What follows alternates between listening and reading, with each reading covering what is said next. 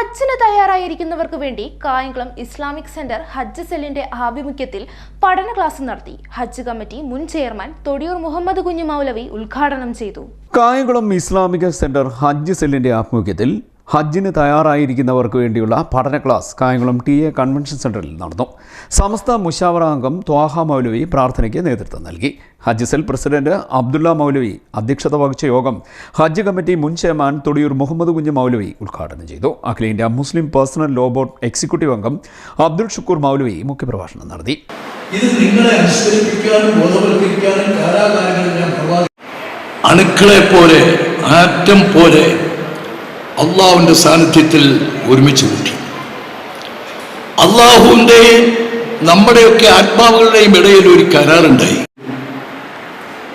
നിന്റെ മുട്ടൽ അതിന്റെ തൊട്ടുമുട്ടൽ അതിന്റെ ചെയ്യൽ ഒരു തവാഫിന്റെ പ്രാരംഭിക്കുന്നത് നിന്റെ നേരത്തെ നേരെയായി നിന്നതായിരിക്കും. കണ്ടിട്ടുണ്ട് ആദരവായ നിന്റെ ഒക്കെ നേതാവ് ആകാശത്തിന്റെ ഭൂമിയുടെ നേതാവ്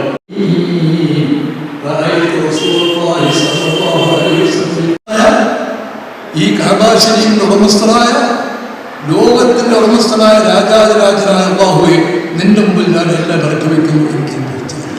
എന്റെ സ്വരചലനങ്ങളെ കുറിച്ച് എന്റെ ജീവിതത്തെ കുറിച്ച് MBBS പരീക്ഷയിൽ ഉന്നത വിജയം കരസ്ഥമാക്കിയ സഹോദരങ്ങളായ മുഹമ്മദ് അസ്ലം, മാജിദ് അഹമ്മദ് എന്നിവരെ യോഗത്തിൽ അനുമോദിച്ചു. ഹജ്ജ് സെൽ ഭാരവാഹികളായ M. ഹുസൈൻ സ്വാഗതവും മുഹമ്മദ് ജിഫ്രി നന്ദിയും പറഞ്ഞു.